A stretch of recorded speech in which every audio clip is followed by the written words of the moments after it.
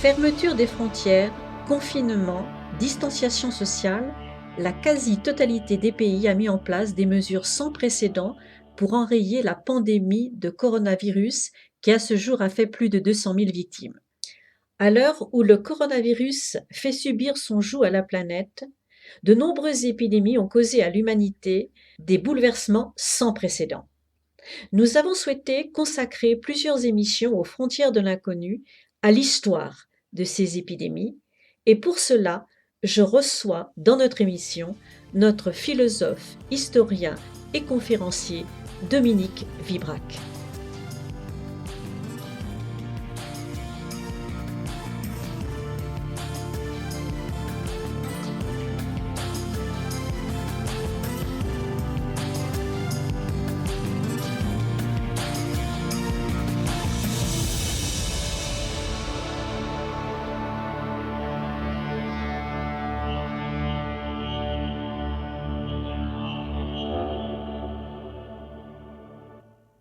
Bonjour Dominique. Bonjour Sabrina. Bonsoir à tous nos chers auditeurs que nous avons le plaisir de retrouver ce soir pour une nouvelle émission aux frontières de l'inconnu, émission que nous allons consacrer à la pandémie grippale de 1918, dite grippe espagnole. C'est une pandémie qui a fait de 20 millions à 50 millions de morts selon l'Institut Pasteur et peut-être jusqu'à 100 millions selon certaines réévaluations récentes, ce qui représente entre 2,5 à 5% de la population mondiale de l'époque. Alors Dominique, tout d'abord, pourquoi appelait-on cette pandémie grippe espagnole? Alors avant d'aborder la grippe espagnole, vous me permettez une petite digression de 2 minutes sur une maladie terrible du 19e siècle, évidemment qui a existé les autres siècles également, mais qui a fait des ravages en France au 19e siècle, c'est le choléra, ce qu'on appelait aussi le feu de bile, et on disait que c'était lié à la peur. Alors ça, c'est un aspect intéressant. Ça voudrait dire que la condition émotionnelle, l'état émotionnel du patient peut jouer dans la facilité avec laquelle il attrape une maladie et puis aussi dans son possibilité de survie ou non. Vous savez, on appelait le choléra la peur qui tue. Vous avez une attestation littéraire de tout ça dans le magnifique roman de Jean Giono, Le Hussard sur le toit. Il y a une adaptation cinématographique qui a été faite qui est également très convaincante. Vous savez que si on a peur, c'est là qu'on attrape, c'est mauvais signe, c'est là qu'on attrape le choléra. Alors est-ce que c'est le choléra qui rend fou et qui crée ce sentiment de peur ou l'inverse? Non, personne ne peut le dire. En tout cas, c'est une maladie terrible qu'a étudié Koch, vous savez, le célèbre bactériologue. Oui. En 1832, il y a eu 160 000 morts, notamment à Paris et en Provence. Parmi les morts, il y a Casimir Périer, financier et principal ministre de Louis-Philippe, c'est la monarchie de Juillet. Mais on va maintenant passer à la grippe. Oui, cette fameuse grippe espagnole. Alors, elle a commencé en 1918. Enfin, vous allez aborder, bien sûr, la chronologie. Mais le nom grippe espagnole vient de quoi, Dominique? Alors, avant la chronologie, effectivement, 1918, en sachant que peut-être il y avait des cas isolés avant. On pense que souvent, dans les épidémies, il y a déjà quelques cas, et je vous dirais, c'est la raison pour laquelle il y a deux explications de la survenue de cette grippe. Alors, elle est mal nommée d'un certain point de vue, puisqu'on peut penser que c'est une grippe qui vient d'Espagne. Elle ne vient pas d'Espagne, elle vient en partie de la Chine et peut-être ensuite par le détour, ou très probablement par le détour de l'armée américaine qui est venue nous aider à combattre les Allemands, puisqu'on est en pleine Première Guerre mondiale, comme vous le savez. Alors ça s'appelle espagnol parce que ce sont les Espagnols qui, à l'époque, c'était un pays neutre, qui n'était pas en guerre, et qui a donc pu étudier, recenser les cas, rendre compte, il y a une information dans la presse concernant ces cas, alors qu'en France, évidemment, il fallait tout taire. M. Clémenceau ne voulait surtout pas démobiliser les troupes. Donc, on ne devait surtout pas parler des maladies qui sévissaient dans les tranchées et ailleurs. Les Espagnols pouvaient en parler puisqu'ils n'étaient pas en guerre. Et puis, en plus, le roi d'Espagne l'a attrapé. Il a survécu. C'est le roi Alphonse XIII, qui a pas eu beaucoup de chance d'ailleurs par la suite, puisque c'est lui qui marquera la fin provisoire, puisqu'il y a de nouveau une royauté ensuite, mais la fin provisoire de la royauté espagnole. Donc grippe espagnole, c'est une grippe chinoise et états-unienne, si vous voulez. D'accord, donc c'est une épidémie, voire une pandémie, on verra peut-être la différence, qui a débuté, en Chine, dites-vous? Oui, les souches sont chinoises. Il y a eu 6 millions de morts en Chine et en Inde. Et il semblerait qu'ensuite, ça se soit communiqué très rapidement aux États-Unis. Et parmi d'ailleurs les premières victimes aux États-Unis, il y a le grand-père de l'actuel président américain Donald Trump, il s'appelait Frédéric Trump, qui était un chercheur d'or, un industriel qui a fait fortune et qui est mort à 49 ans en une journée, qui vous dit aussi une idée du caractère fulgurant de cette terrible grippe dite espagnole, qui vaudrait mieux qualifier d'états-unienne. Alors pourquoi c'est vu en France? Eh bien, par l'armée américaine. Vous savez, quand on est en guerre, la promiscuité, la distanciation sociale, elle n'est jamais très présente dans les casernes, et encore moins forcément en temps de guerre, ou sur le théâtre des opérations. Et il y a eu un foyer très virulent qui s'est développé pas loin de la côte d'Opale, à Étaples, où il y a un cimetière à Étaples qu'on peut visiter, qui est très intéressant. Il y a eu de très nombreux morts dans cette armée américaine, ce qui vous donne déjà un indice un peu déconcertant peut-être pour nous. C'est une grippe de nature un peu spéciale. C'est une grippe qui a tué beaucoup d'hommes jeunes.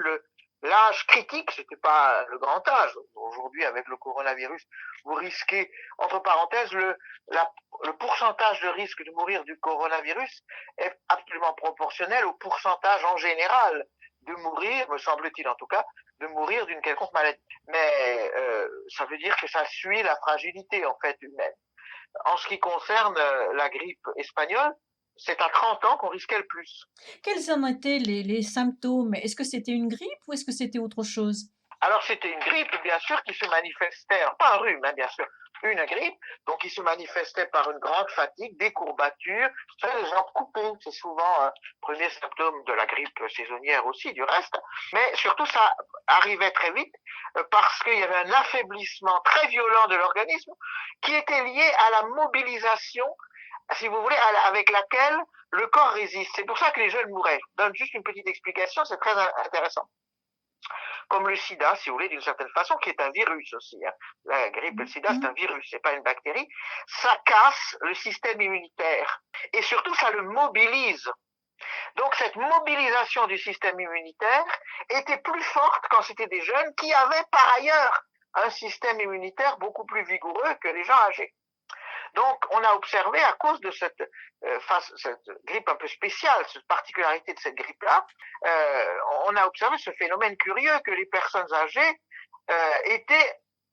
Alors, au début, il y a eu une première vague quand même avec des personnes âgées et des enfants de moins de 4 ans qui sont morts de façon assez nombreuse. Mais il y a eu une sorte de mutation et le virus, en quelque sorte, attaquait donc le système immunitaire en fonction de la force de ce système immunitaire. Plus vous aviez un système immunitaire fort, plus vous étiez attaqué. C'est une chose quand même incroyable et absolument horrible et monstrueuse. Bon. Donc, c'est pour ça que les jeunes mouraient et non pas les gens âgés qui, évidemment, ont un système immunitaire toujours un petit peu plus fragile. Il y a une autre raison. Une deuxième raison pour laquelle c'était les jeunes, c'est qu'il y avait eu une grippe voisine, moins meurtrière, mais enfin tout de même assez sévère, en 1889 et 1890. Beaucoup avaient été immunisés, l'avaient eu sans en mourir à cette époque, et tous ceux qui l'avaient eu sans en mourir en 1889-1890, qui vivaient encore pour beaucoup d'entre eux en 1918, l'ont pas attrapé, c'est la grippe espagnole, ou ont attrapé une forme plus bénigne, en tout cas pas mortelle. C'est pour ça que c'est une grippe qui a décimé la population jeune. Il y a probablement une troisième raison, je vous l'ai dit, c'est la promiscuité dans laquelle se trouvaient évidemment les jeunes hommes à cette époque à la guerre. Donc c'était un virus extrêmement volatile, qui se Oui, transmettait, très, très, très facilement et avec une létalité importante. une létalité importante. Je ne sais pas quel est le taux de la létalité, mais vous voyez le nombre de morts, en tout cas beaucoup plus élevé que par exemple le coronavirus. Il y avait une létalité très forte et une contagion également très forte, en effet. Et effectivement, comme c'était des hommes jeunes, ça a été très impressionnant. C'est 100 fois plus mortel que la grippe saisonnière, la En grippe France, espagnole. on peut rappeler le nombre de victimes en France? Alors, en France, alors, ce sont des évaluations, parce Oui. que vous savez, il ne fallait pas démobiliser les troupes. On estime aujourd'hui qu'il y a eu environ 250 000 morts en France. Ce Il y a qui eu rep- deux vagues, hein, Mhm. mais ce sont probablement deux virus. Puisque comme le dit, je sais que certains épidémiologues sont pas toujours bien considérés en France, mais la plupart des épidémiologues pensent qu'il n'y a pas plusieurs vagues en fait. Et il y a toujours mais ici c'était deux virus en fait. On pense que cette grippe espagnole, ça aurait été deux virus distincts. En tout cas, ce que pensent la plupart des savants. Et dans le monde, j'ai cité tout à l'heure, j'ai dit à peu près 100 millions de morts. Est-ce que Alors 100 millions, c'est peut-être un peu beaucoup. c'est beaucoup? On a souvent évalué officiellement entre 25 et 50 millions en fonction des cas recensés, mais vous savez, à l'époque, on ne recensait pas tous les cas, de Mm. loin pas. Mm. Donc je pense qu'une évaluation crédible serait 80 millions de morts. 80 millions de morts. Et en France, C'est ça leur a- c'est énorme quand même. Et en France, 250 000. et ce qui En représentait Amérique, beaucoup plus. En Amérique, il y a eu plus. En et, Amérique, il y a eu 550 000 à et peu en près. France, à l'époque, il y avait combien le pays comptait combien de personnes? 20 millions? Bon, ça, je 25 peux millions? pas vous dire, il comptait moins qu'aujourd'hui, mais enfin, il comptait quand même, il 30. faudrait vérifier, mais je ne sais pas, entre 40 et 50 millions d'habitants, Donc mais c'est beaucoup moins que les États-Unis. d'accord, donc c'est quand même une létalité très importante. C'est une létalité très importante, et puis on a perdu des gens formidables, on a perdu Edmond Rostand, vous savez, le grand homme de théâtre, on a perdu dramaturge, on a perdu Guillaume Apollinaire, et ces gens mouraient très très vite, ils mouraient souvent, chez les jeunes aussi tout va très vite, plus vite que chez moi que chez les gens âgés, dans le bien comme dans le mal, et on mourrait dans la journée, très Dans la souvent, dans journée. la journée, oui, ou un jour après, enfin, bon c'est pareil. Comment on a fait face à cette épidémie? Est-ce qu'il y a eu des mesures, du confinement, des ports de masques? Quelles ont été les réactions à l'époque des États? Alors ça dépend évidemment des pays. Il ne faut pas oublier qu'on est en pleine guerre, donc de toute façon, les systèmes sanitaires sont débordés. Pourquoi? Parce qu'il y a des blessés de guerre. Donc il y a plein de gens qui reviennent du front en piteux état, les gueules cassées et autres, Mhm. et on les entasse. C'est aussi pour ça qu'il y a eu tellement de morts jeunes, évidemment. On les entasse dans des hôpitaux de fortune, et puis quand il y a des gens qui présentent des symptômes graves, on les met à côté de ceux qui sont blessés, donc qui sont donc contaminés. D'autant plus qu'ils sont vraiment déjà un peu un pied dans la tombe pour certains d'entre eux.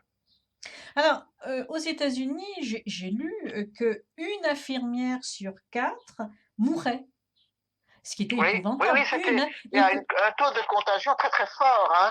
et qu'il y avait eu une désertion du corps médical, paniqué justement par cet afflux soudain cet afflux soudain, pardon, de malades qui ont envahi les hôpitaux. Ah oui, oui, évidemment, c'est terrible pour le personnel de santé qui est surexposé. Vous imaginez, même quand on est en présence une fois d'un malade, il y a le risque d'être contaminé. Alors, si vous êtes toute la journée en permanence, bon, on portait quand même beaucoup de masques déjà à l'époque, pas tous, parce qu'il y a des dames qui disaient que les masques ne faisaient pas honneur à leur beauté, ou peut-être des messieurs aussi, j'en sais rien. Mais en tout cas, ça c'est l'aspect un petit peu, toujours des aspects un peu ridicules, même dans le tragique. Et puis, on a créé en France, par exemple, des services d'hygiène. C'est Clémenceau qui a créé ça. En effet, ce chiffre d'un infirmière sur quatre, c'est absolument terrible. Ça va revenir en automne 1918. Il y aura troisième vague ou alors la suite de la deuxième vague en 1919. Il y aura encore quelques cas en 1920, dont le célèbre sociologue Max Weber, qui est assez connu. En tout cas, ça a été quelque chose, il faut bien dire, monstrueux, hein, il faut bien dire. Ils sont morts. Alors, il y en a qui ne sont pas morts, mais qui en ont été affectés toute leur vie. Par exemple, Kafka, qui a souffert terriblement, qui est mort prématurément quelques années plus tard. Mourra également Sophie Freud à 26 ans. Et même le président américain Wilson n'est pas mort, mais il a été atteint, il a été cloué au lit en très mauvais état, de sorte qu'il n'a pas pu, au moment du traité de Versailles, vous savez, de 1919, déployer toute l'énergie qu'il aurait dû déployer. Et c'est aussi l'une des raisons, ça donc, il y a donc de conséquences politiques, géopolitiques, internationales à cette grippe de Wilson, puisque vous savez qu'ensuite le Congrès américain n'a pas accepté d'entrer à la Société des Nations, n'a pas validé le traité de Versailles, et donc il y a eu des conséquences politiques également très importantes et à très long terme. Pour rappeler à nos auditeurs, qui était le président en France à l'époque? Vous savez, le président de la République, je ne dis pas qu'il inaugure les chrysanthèmes, mais enfin, c'est la Troisième République. C'était un homme de caractère, une grande personnalité, un homme très intelligent, un de nos meilleurs présidents du reste. Il s'appelait Raymond Poincaré, mais c'est le régime de la Troisième République, encore que, évidemment, nous sommes en temps de guerre. Donc le président de la République a quand même beaucoup plus de poids. Mais l'homme fort, à côté de Poincaré, c'est naturellement le fameux tigre qui rugissait, Georges Clemenceau, qui a eu la grippe aussi. Alors Mais il était si très âgé et il a eu une forme bénigne. alors si je Georges Clemenceau. si je comprends bien Dominique, au niveau de l'État, mettons au niveau de la France, il y a eu une espèce d'ignorance, au niveau de l'État. On n'a pas pris les choses en main. Vous savez, on était quand même au contexte. Vous savez ce que disait Clémenceau? Je fais la guerre, je fais la guerre, je fais la guerre. On était obnubilés par la guerre. C'est un contexte tout à fait particulier. Alors, je pense qu'on le savait. On n'était pas très renseignés pour savoir exactement, sans doute, de quoi il s'agissait, quelle est l'étendue. Et puis, après, quand il y a eu la paix, il y a eu une euphorie qui a fait oublier, de sorte que le caractère tragique de cette épidémie a été un petit peu gommé, au moment même, d'ailleurs, où les gens pourtant mouraient dans des lits, chez eux, très souvent, en plus, ben, on n'en parlait pas beaucoup, parce que il était tellement heureux de sortir. La guerre est tellement monstrueuse que la grippe à côté, même une grippe aussi affreuse, eh bien, semblait finalement relativement pas insignifiante, mais enfin, on n'y accordait pas l'importance qu'on aurait accordée en temps de paix, ça c'est certain.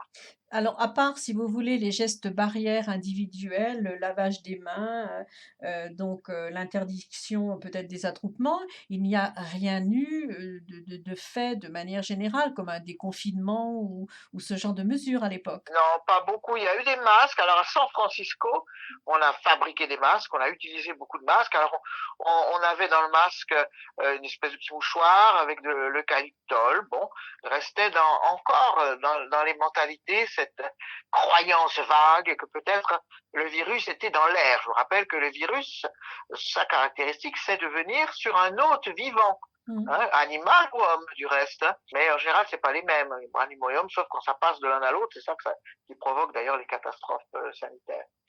Donc on croyait quand même à l'époque qu'il y avait une question d'atmosphère, d'influence, d'ailleurs le nom italien influenza, ou flu en anglais, pour la grippe, ça dit bien une croyance selon laquelle finalement les virus se baladeraient dans l'air. Peut-être qu'il y a un peu de charge virale dans l'air, c'est possible. Enfin, ça ne dure pas très longtemps et c'est de contact de personne à personne, évidemment, que se font toujours les transmissions. Est-ce qu'il y a eu des fermetures d'écoles, des interdictions de services religieux, des fermetures de divertissements publics en France à l'époque ou rien du tout? Alors, je ne sais pas, j'en ai pas eu des États. Vous savez, beaucoup de choses déjà fonctionnaient complètement au ralenti ou de façon contrôlée à cause de la guerre. Mmh. En revanche, une fois que la paix est revenue, novembre, enfin une paix précaire, il ne faut pas oublier cet autre aspect, on se réjouissait de la paix, mais on avait peur de revenir en guerre. Il en était question, et Poincaré, aujourd'hui on a tous peur d'un retour du reconfinement, mais à l'époque c'est la peur de revenir, de retomber en guerre. Et quelles en ont été à l'époque les retombées, politiques, économiques, d'avoir, un nombre quand même considérable de décès? Oui, D'autant alors ça a eu plus mmh, probablement relativement peu de retombées séparables de la guerre. ah Si oui, vous voulez, séparable de la guerre, oui. d'une certaine façon, ça a été malgré tout relativement un non-événement en raison du contexte dans lequel c'est arrivé. Donc c'est une grippe, qui a sévi, après enfin, juste à la fin de la Seconde Guerre mondiale, Voilà. dont les conséquences, en quelque sorte, ont été amorties par le conflit mondial. C'est bien ça, Alors, je ne dirais Dominique? pas qu'elles ont été amorties, mais je pense qu'il y avait par ailleurs de telles conséquences à cause du conflit que ça s'est passé un peu par pertes et profits au milieu de tout ça. Est-ce que c'est, la dernière grande épidémie que nous ayons connue? De grippe? Ah non, non, non, il y a eu d'autres de grippe. Bon, déjà, il y a des grippes saisonnières, alors c'est pas des grandes, mais il y a la fameuse H2N2, vous savez, la grippe asiatique de 1956 à 1958, qui a sévi en particulier à Singapour. Alors c'est des grippes, évidemment, c'est des grippes aviaires et c'est la promiscuité entre animaux dans les fermes, donc entre tout ce qui est oiseaux, volailles, etc. et porcs, et puis ensuite porcs humains, puisque nous sommes très proches, chère Sabrina, vous le savez, nous sommes très proches, médicalement parlant, des porcs. Alors en France, il y a eu probablement 30 000 personnes qui ont été touchées, 1956-1958, qui sont morts très probablement de cette grippe asiatique. Et pourtant, plus personne ne s'en souvient, ou très peu de gens s'en souviennent. Hein. Dans le monde, il y a eu 1 à 3 millions de morts. Vous voyez, c'est quand même beaucoup moins, c'est pas comparable à la grippe espagnole. Et puis, il y a eu la fameuse grippe de Hong Kong. Alors, la grippe de Hong Kong, c'est en 1968, on était dans l'euphorie des 60s. C'est une grippe qui a dû faire à peu près le même nombre de morts. En France, il y en a eu quand même pas mal. Hein. Il y a dû y avoir 30 000 personnes mortes de cette grippe. Bon. Mais on n'y a pas accordé l'importance qu'on accorde aujourd'hui au coronavirus. Et alors, il y a une particularité, si vous voulez, historique, c'est que c'est la première grippe qu'on a appelée la grippe des aéroports ou la grippe du transport aérien, c'est-à-dire que le virus s'est transmis très vite à cause, évidemment, des avions. Alors, si on peut dire au niveau de ces grandes épidémies, ce que nous connaissons aujourd'hui, le coronavirus, c'est quelque chose, somme toute, allez, on va dire, d'assez ordinaire dans notre histoire. Ordinaire, je crois que c'est très difficile de dire ordinaire quand vous voyez des gens qui meurent, qui souffrent, ceux qui l'ont attrapé se sentent très mal quand même. Hein. Ça, c'est un point qu'on ne peut pas occulter. Mais effectivement, je pense que ça montre une évolution des mentalités, une insupportabilité pour nous de la mort et du risque de mourir. Même si ce ne sont pas en majorité des gens jeunes, mais plutôt des gens, il y en a aussi quelques jeunes, mais plutôt des gens âgés. Malgré tout, je crois qu'il y a une évolution là qui est assez nette dans les mentalités. C'est devenu insupportable, si vous voulez, un péril sanitaire qui n'est pas comparable à la peste et probablement pas non plus à la grippe espagnole, eh bien, néanmoins est considéré comme une calamité, comme une menace majeure justifiant des mesures très radicales.